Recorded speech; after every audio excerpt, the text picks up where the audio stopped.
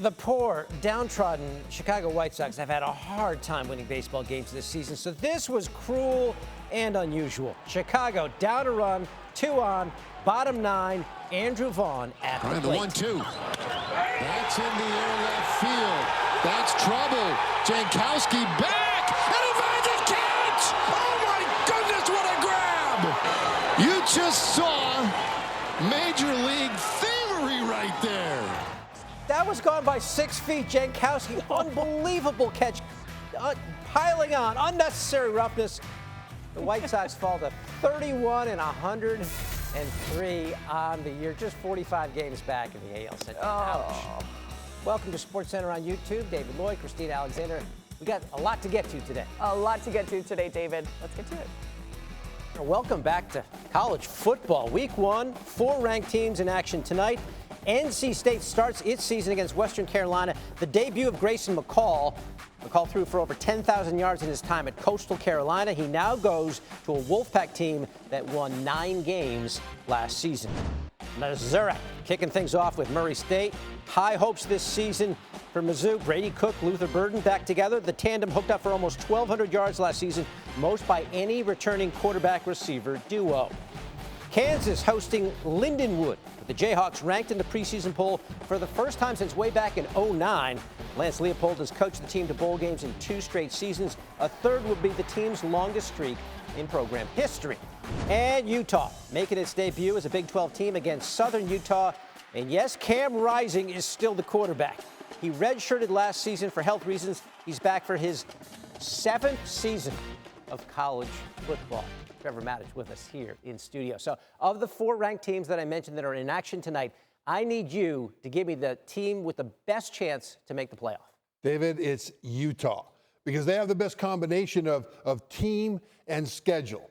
You know, you start with, I think they're going to win the Big 12 and be one of the top 5 highest ranked conference champions. That will give them an automatic berth. Right. But when you look at what they have on the field, quarterback Cam Rising is a marvel. I mean, he's a quarterback with a mentality of a defensive tackle. There's no more effective quarterback at leading a team in the nation. And he'll be throwing to the most dynamic group of receivers and pass catchers that he's ever had at Utah. Brant Keithy at tight end is back from injury. Dorian Singer, great wide receiver. And so I think that Utah, because of those skill people, to go with what's traditionally just blasters on the offensive and defensive line, have the best opportunity of those 4 to get in. All right, the Utes, a top 25 team with a 25-year-old quarterback in Cam Rising, kicking it off tonight, 9 Eastern on ESPN+. It's personal. You think I'm going to let them talk about y'all and it ain't going to be personal? You think I'm going to let them doubt y'all and it ain't going to be personal? It's personal for real. Don't want to hear no more talking. Let's do it. How about it? You got to feel that energy inside of you that we're coming. Oh, my! Touchdown, Colorado! All you want is an opportunity to win. And darn it, I'm going to give you that. Deion, lightning rod, never boring. Trevor Maddich here with us tonight. So North Dakota State, no slouch against Colorado. Remember, the Buffs started off last year like a house of fire, faded a bit down the stretch, won 4 games. What are your expectations for year 2 with Deion? 6 wins and a bowl game. They've upgraded on this team and still have plenty of star power, especially, David, they upgraded on the offensive line where Coach Prime brought in almost an entirely new unit with transfers and freshmen. And if you think that's excessive, you'd be wrong. I went back and watched all 52 sacks of quarterback Shedeur Sanders from last year and many more hits. And I tell you, it's the most putrid protection I've ever seen in my life. And so they will be better all around their superstar quarterback, and I expect them to make a bowl. Okay, so they'll be better. You talk about Shedeur Sanders. How does he elevate his game? David, I would like to see him protect himself better by going more quickly to his emergency plan B when things start to break down. Now, last year when he got sacked, a lot of times it looked like this, where he was swarmed so fast there was nothing he could do. But because he was the playmaker, a lot of times he tried to extend plays beyond where it was wise to try to make something happen. Sometimes he did, but other times he could throw that away, but he ends up like that. And that's one of the reasons he injured his back and ended up being knocked out in the last couple games of the season. Well, This is another emergency plan B. The first one, throw it away. This one, throw it to your outlet quickly. It's there for him. But watch the quarterback. When the pocket breaks down, he's trying to find a way to escape so he can make a bigger play. No, when it's breaking down, he's got time to flick it out there. So this year, I'd like to see him do that more, especially because he's got better talent around him. He doesn't need to take all those hits in order to make something happen. It's such a production with Colorado and with his dad, Coach Prime. Shedeur Sanders, how good can this guy be? Like, what's his ceiling here? High first round. I mean, he is, as a passer, he is phenomenal. We talked about those 52 sacks and many more hits. Last year, he still completed 69% of his passes, only threw 3 picks. I mean, he is fantastic when he's got time. He's fantastic when he really doesn't have time. It's just when he gets swarmed that nobody can do anything about it. So if they give him more time this year, and I think they will, watch for him to shine. Watch them tonight against North Dakota State, who's, by the way, number 2, the Bison in FCS. So that's a pretty good football team. We got a pretty good lineup coming up on Labor Day weekend, ESPN and ABC. It starts tonight. Deion Sanders, Colorado, North Dakota State. That starts us off. And then Temple, Oklahoma. That's tomorrow night. That leads into a triple header on Saturday. Number 1, Georgia against Clemson, Miami v. Florida, Notre Dame, Texas A&M. But wait, there's more. Sunday night, number 23 USC squaring off against number 13 LSU in Las Vegas. From a quest to another record conquest for Caitlin Clark last night in the W. What did she do this time? We'll tell you. The Fever hosting the Sun. Here's someone else who likes to break some records. 11-time Olympic medalist Simone Biles in attendance.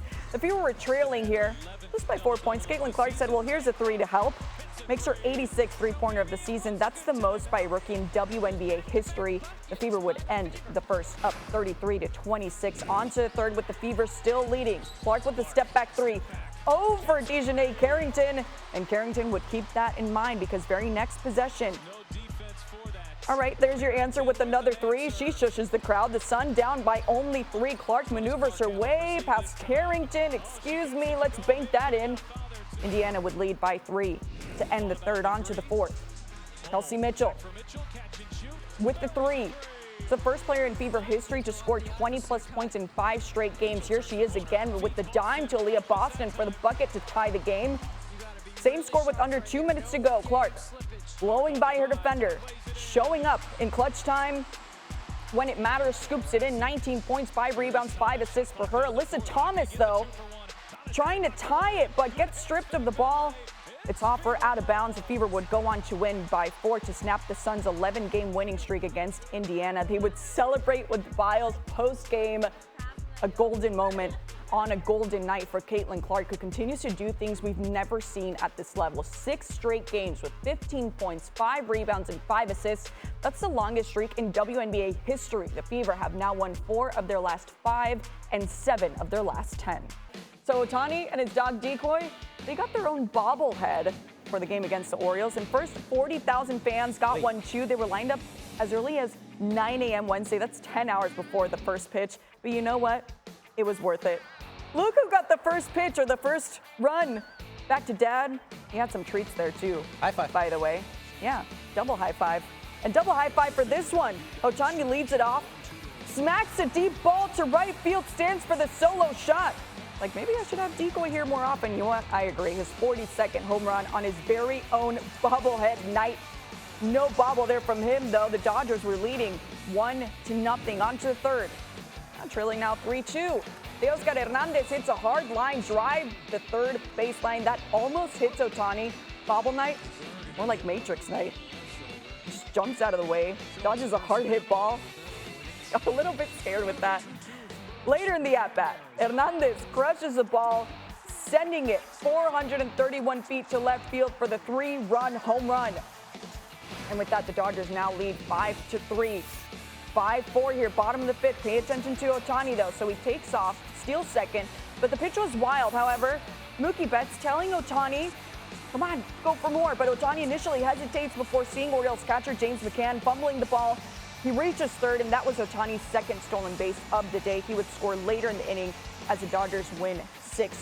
So Ohtani now has 10 games this season with a home run and a stolen base. No other player this season has more than 6. His 10 such games are tied for the third most ever before September, trailing only Bobby Bonds in 1973 and Ricky Henderson in 1986. Pretty good night for Shohei Ohtani. Pretty good night for Decoy, who was the goodest boy. You think your dog could do that? Neither of my dogs could do anything like that. They're terrible.